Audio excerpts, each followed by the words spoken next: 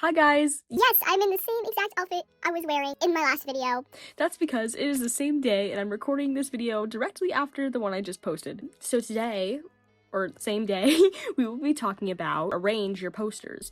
I think I've gotten a request for this a few times. I don't really remember, but I'm very excited to share this because there are so many ways to place your posters to make it look really bright and colorful and fun. Or if you don't like color, that's okay. Just ways to place it. And it's honestly really easy. Also, a little side note, this video may be short because I don't have really a lot of tips, but I'll be like kind of explaining them, if that makes sense. So there's not really that many, but I'll try my best to explain them as best as I can. So I like to arrange them by color, shape, design, balancing out different themes, layers, and then I'll also show how to get the inspiration, I guess, or how to like get the posters. This is very broad, I feel like, because you can print posters, you can make posters, there's so many different kinds of posters you can have, so I feel like this video could be very helpful for people who need help like arranging and placing them in certain ways to like match a theme or whatever. First, let's start with color. Personally, I like to have posters that are very colorful, that match each other, that contrast from each other to really make the wall look so much more vibrant and bright. My favorite poster wall in my room is the one by my door. As you can see, there are very many different colors. And there's also, I guess, I don't want to say like different media because it's not like digital, but there's different materials and different sources, I guess, because not all of my posters, actually, in a way, none of these are posters, but I arrange them like posters, if that makes sense.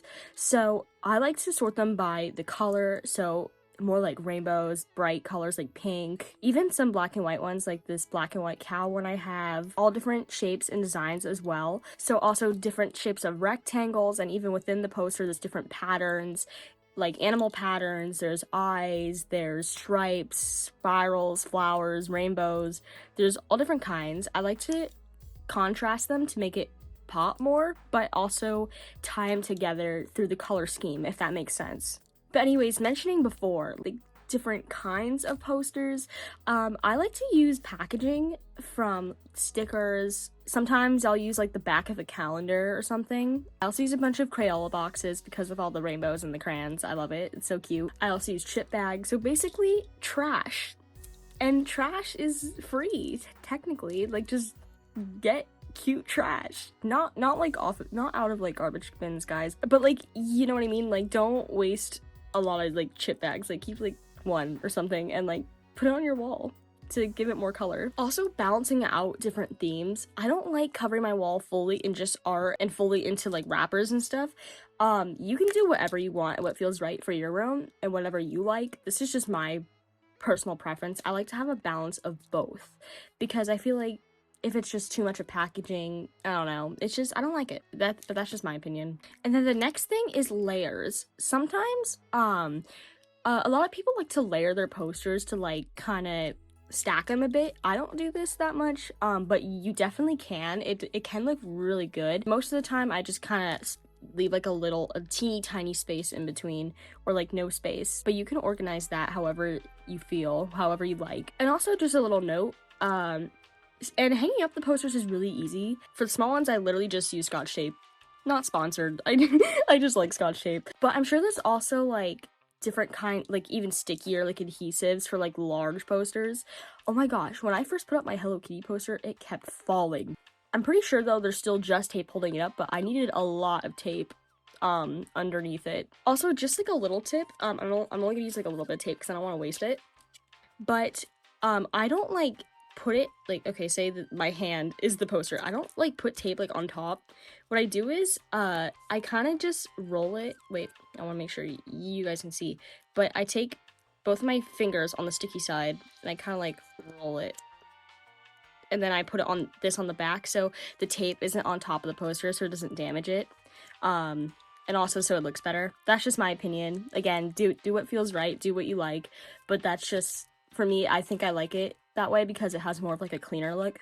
So those are my ways to arrange posters, but how do you get the inspiration? For me, I kind of just sometimes YOLO it and see what looks right, and I slowly build over time as well, so that kind of helps. But a quicker way is Pinterest collages. I get a background that's like yellow because that's my wall color. Do whatever color you want or whatever your wall color is. And then I put like little images on top of like posters that I eventually want to print out, and I put them in a certain order so that I like it. I'll show some examples of mine on the screen. Feel free to take inspo. I don't really care.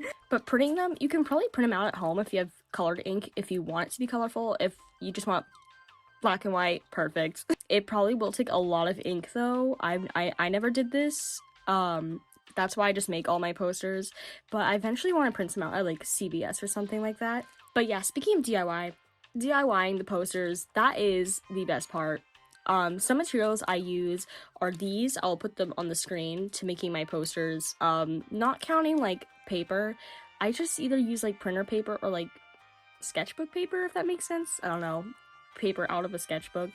It's like a little thicker, but it's not like really thick paper.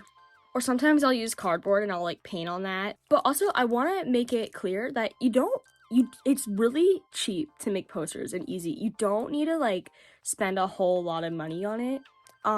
Posters that you buy like from stores, probably expensive. Yeah, the big poster I got, the Hello Kitty one, was like $6. So it was like, I mean, it wasn't that bad. It's a pretty big poster, but it's like not cheap. I'd say it's fair. But if you don't want to spend a lot of money on it, that's why I love DIYing it, because it's really cheap and you'll be able to make more posters. So yeah, those are all my tips. I hope this helped you all with your poster arranging. Have fun. Bye.